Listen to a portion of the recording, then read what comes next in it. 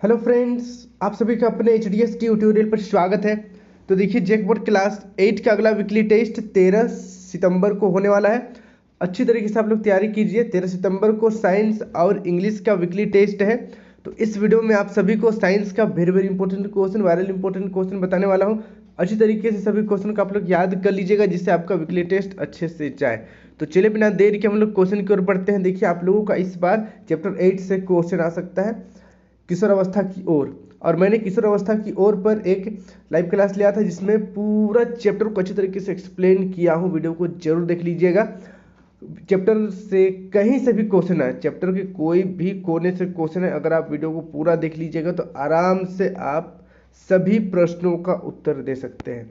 नीचे में डिस्क्रिप्शन में उस वीडियो का लिंक दे दूंगा, जाकर जरूर देख लीजिएगा। देखिए, हम लोग देखते हैं पहला इंपॉर्टेंट क्वेश्चन। निम्न में या इसमें से कौन सा परिवर्तन यौनारंभ के दौरान नहीं होता? पहला ऑप्शन है शारीरिक लंबाई में वृद्धि, दूसरा गौण लैंगिक गुणों का विकास, तीसरा एडम्स एप्पल का दिखना, चौथा रजोनी वृत्ति। तो इसका सही आंसर हो जाएगा ऑप्शन नंबर चौथा। रजोनी वृत्ति मतलब होता है ऋतुस्राव का अंत होना, तो ये यौनारंभ के समय नहीं दिखता है। चलिए अब बढ़ते हैं नेक्स्ट अगला क्वेश्चन। सेकेंड नंबर, स्त्रियों में होने वाले मासिक स्राव की सामान्य अवधि क्या है? पहला ऑप्शन है 22 दिन, दूसरा 14 दिन, तीसरा 35 दिन, चौथा 28 दिन। तो इसका सही आंसर हो जाएगा ऑप्शन नंबर चौथा 28 दिन। फिर देखिए नेक्स्ट अगला तीसरा नंबर, निम्न में से कौन सा आहार किशोर के लिए सर्वोत्तम है? किशोर के लिए सर्वोत्तम आहार को बताना है। पहला देखिए नूडल्स, चिप्स नूडल्स कोक, दूसरा ऑप्शन है रोटी दाल सब्जियां, और तीसरा चावल नूडल्स बर्गर, चौथा शाकाहारी टिक्की चिप्स व लेमन पेय। तो किशोरों के लिए सबसे बेस्ट भोजन है रोटी दाल और सब्जी। इसको आप लोग याद कर लीजिएगा। फिर देखिए नेक्स्ट अगला 4 नंबर, कितने उम्र तक को शैशवावस्था कहा जाता है? जब मैं चैप्टर एक्सप्लेन कर रहा था, आप सभी को सभी अवस्था के बारे में अच्छी तरीके से मैंने बता दिया है। उस वीडियो को देखिएगा। चैप्टर के कहीं से भी कोई भी कोने से आए, आप सभी प्रश्नों का उत्तर दे सकते हैं। देखिए 4 नंबर का क्वेश्चन है, कितने उम्र तक को शैशवावस्था कहते हैं? पहला ऑप्शन है 0 से 4, दूसरा 0 से 5, तीसरा 0 से 6, चौथा 6 से 9। तो इसका सही आंसर हो जाएगा ऑप्शन नंबर दूसरा, 0 से 5 वर्ष की आयु को हम लोग शैशवावस्था कहते हैं। फिर देखिए नेक्स्ट अगला 5 नंबर, यौनारंभ की उम्र क्या होती है? यौनारंभ की उम्र बताना है। पहला देखिए 10 से 12, दूसरा 12 से 14, तीसरा 15 से 18 और चौथा 18 से 20 से। तो इसका सही आंसर हो जाएगा ऑप्शन नंबर पहला। यौनारंभ की उम्र होती है 10 से 12। इसको आप लोग याद कर लीजिएगा। चलिए अब बढ़ते हैं नेक्स्ट अगला 6 नंबर, किशोर अवस्था की उम्र क्या है? किशोर अवस्था की उम्र 0 से 6 या 6 से 10 या 11 से 19 या चौथा इनमें से कोई नहीं। तो इसका सही आंसर हो जाएगा ऑप्शन नंबर तीसरा, 11 से 19 किशोर अवस्था की उम्र होती है।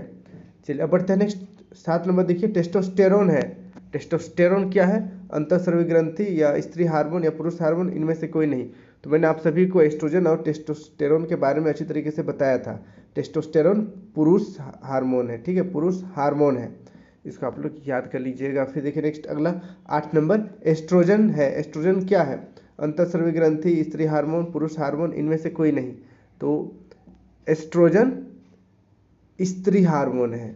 इसको आप लोग याद कर लीजिएगा। महिलाओं में या लड़कियों में एस्ट्रोजन हार्मोन पाया जाता है। फिर देखिए 9 नंबर का क्वेश्चन है, यौनावस्था प्रारंभ के साथ ही पुरुष हार्मोन स्रावित होता है, उसे क्या कहते हैं? टेस्टोस्टेरोन या एस्ट्रोजन या एड्रेनलिन या इनमें से कोई नहीं। तो इसका सही आंसर हो जाएगा ऑप्शन नंबर पहला, टेस्टोस्टेरोन। इसको अभी आप लोग याद कर लीजिएगा। पुरुष हार्मोन मतलब टेस्टोस्टेरोन, महिला या स्त्री हार्मोन मतलब एस्ट्रोजन, ठीक है। चलिए अब बढ़ते हैं नेक्स्ट अगला 10 नंबर। देखिए, किस अवस्था में मनुष्य के शरीर में अनेक परिवर्तन आते हैं? बाल अवस्था में, किशोर अवस्था में, यौवन अवस्था में या प्रौढ़ अवस्था में?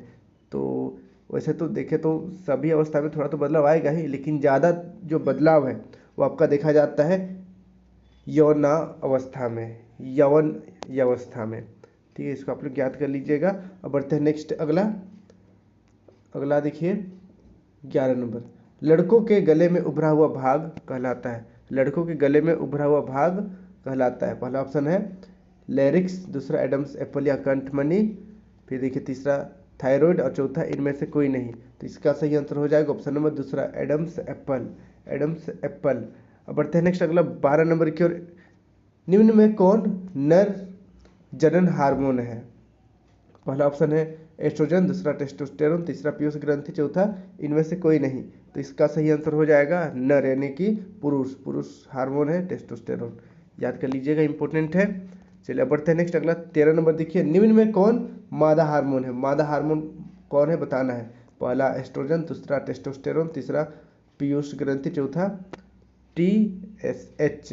तो इसका सही आंसर हो जाएगा ऑप्शन नंबर पहला एस्ट्रोजन, मादा हार्मोन यानी कि स्त्री हार्मोन एस्ट्रोजन है।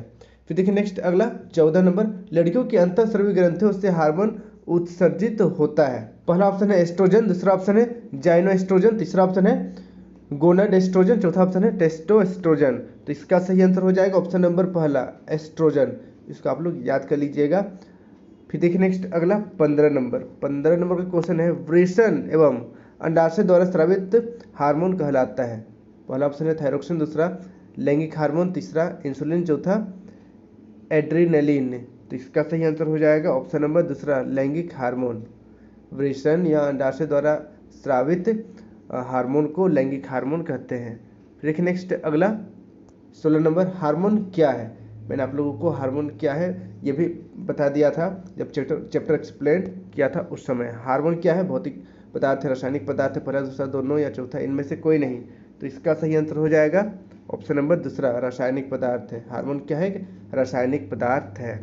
चलिए अब बढ़ते हैं नेक्स्ट अगला 17 नंबर की ओर। स्त्रियों में जनन आयु का प्रारंभ उस समय होता है जब उनमें, पहला ऑप्शन देखिए ऋतुस्राव प्रारंभ होता है, दूसरा स्तन विकास होना प्रारंभ होता है, तीसरा शारीरिक भार में वृद्धि होने लगती है, चौथा शरीर की लंबाई बढ़ती है। तो इसका सही आंसर हो जाएगा ऑप्शन नंबर पहला, जब ऋतुस्राव प्रारंभ होता है तब ही स्त्री जनन करने के योग्य होती है। इसको आप लोग याद कर लीजिएगा। अब चलिए नेक्स्ट हम लोग देखते हैं 18 नंबर। ऋतुस्राव लगभग कितने दिनों के अंतराल पर होता है? ऋतुस्राव कितने दिनों के अंतराल पर होता है? 15 से 20 दिन, 20 से 25 दिन, 25 से 28 दिन या 28 से 30 दिन। तो इसका सही आंसर हो जाएगा ऑप्शन नंबर चौथा 28 से 30 दिन। ठीक है, 28 से 30 दिन। इसको आप लोग याद कर लीजिएगा। सामान्यतः देखा जाता है 28 दिन, सामान्यतः 28 दिन देखा जाता है। किसी का 27 दिन भी हो सकता है, किसी का 29 दिन भी हो सकता है, लेकिन सामान्यतः ये 28 दिन देखा जाता है। ठीक है, इसका आप लोग याद कर लीजिएगा। तो चलिए अब लोग बढ़ते हैं कुछ सब्जेक्टिव इंपॉर्टेंट क्वेश्चन की ओर। यहाँ पर जितने भी मैंने अभी तक आप लोगों को क्वेश्चन बताया सबको अच्छी तरीके से आप लोग याद कर लीजिएगा। देखिए पहला इंपॉर्टेंट क्वेश्चन है किशोरावस्था क्या है? किशोरावस्था क्या है? तो इसका उत्तर देखिए जीवन काल की वह अवधि जब शरीर में ऐसे परिवर्तन होते हैं जिनके परिणाम स्वरूप जनन परिपक्वता आती है, किशोरावस्था कहलाती है। याद कर लीजिएगा, सिंपल है। चलिए अब बढ़ते हैं नेक्स्ट सेकंड नंबर। देखिए बहुत ज़्यादा इंपॉर्टेंट क्वेश्चन है, मनुष्य में लिंग निर्धारण को समझाएं। मनुष्य में लिंग निर्धारण को समझाना है। तो इसका उत्तर देखिए जब X गुणसूत्र वाला शुक्राणु अंडाणु से निषेचित करता है तो युग्मनज में 2 गुणसूत्र XX मिलकर मादा शिशु में विकसित होगा। जब Y गुणसूत्र वाला शुक्राणु अंडाणु से निषेचित करता है तो युग्मनज में 2 गुणसूत्र XY मिलकर नर शिशु में विकसित होगा। इसको आप लोग याद कर लीजिएगा। XX होगा तो वो मादा शिशु बनेगा यानी कि लड़की, अगर XY रहा तो वो लड़का बनेगा। ठीक है, इसको आप लोग याद कर लीजिएगा। बहुत ज़्यादा इंपॉर्टेंट क्वेश्चन, बहुत बार एग्जाम में आया हुआ है, 10th क्लास में तो बहुत बार ये पूछा जाता है, इसलिए अभी से आप लोग याद कर लीजिएगा। अब बढ़ते हैं नेक्स्ट अगला तीसरा नंबर। देखिए किशोर तथा किशोरियों के गौण लैंगिक लक्षण का वर्णन करें। किशोर तथा किशोरियों के गौण लैंगिक लक्षण का वर्णन करना है। तो इसका उत्तर देखिए किशोरों के गौण लैंगिक लक्षण, पहला है चेहरे पर दाढ़ी मूंछ का आना, दूसरा कंठमणि जिसको हम लोग इंग्लिश में एडम्स एप्पल कहते हैं उसका दिखाई देना, फिर देखिए तीसरा आवाज़ का भारी होना। उसके बाद किशोरियों के गौण लैंगिक लक्षण में पहला है देखिए स्तनों का विकास होना, दूसरा आवाज़ पतली एवं सुरीली होना, तीसरा कांख तथा गुप्तांगों पर बालों का आना। तो इसको आप लोग याद कर लीजिएगा, इंपॉर्टेंट क्वेश्चन है। अब बढ़ते हैं नेक्स्ट अगला 4 नंबर। देखिए ऋतुस्राव क्या है वर्णन करें। ये भी बहुत ज़्यादा इंपॉर्टेंट क्वेश्चन है, very very very very important question है। ठीक है, देखिए इसका उत्तर जब अंडाणु का निषेचन नहीं हो पाता है तब गर्भाशय की अंदरूनी परत में जमी हुई रुधिर वाहिकाओं की परत टूटती है और योनि द्वार से बाहर आती है, इसे ऋतुस्राव कहते हैं। सिंपल है, इसको आप लोग याद कर लीजिएगा। चलिए अब बढ़ते हैं नेक्स्ट अगला 5 नंबर की ओर। टेस्टोस्टेरोन और एस्ट्रोजन का कार्य बताएं। तो इसका उत्तर देखिए, टेस्टोस्टेरोन पुरुषों में सहायक लैंगिक अंगों तथा द्वितीयक लैंगिक लक्षणों जैसे दाढ़ी, मूछ तथा आवाज को नियंत्रित करता है। वहीं पर देखिए एस्ट्रोजन स्त्रियों में सहायक लैंगिक अंगों तथा द्वितीयक लैंगिक लक्षणों जैसे स्तन ग्रंथियों, केश विन्यास तथा आवाज को नियंत्रित करता है। इसको आप लोग याद कर लीजिएगा, बहुत ज़्यादा इंपॉर्टेंट क्वेश्चन है। और अपने सभी दोस्तों के साथ वीडियो को शेयर कर दीजिएगा ताकि उन्हें भी इस वीडियो का लाभ हो सकेगा। और जल्द ही मैं आप लोगों के लिए इंग्लिश का भी वेरी इंपॉर्टेंट क्वेश्चन अपलोड करने वाला हूँ। चैनल को सब्सक्राइब करके बेल आइकन ऑल पर जरूर क्लिक कर दीजिएगा। आज के लिए इतना ही। Thank you for watching video. जय हिंद, जय भारत।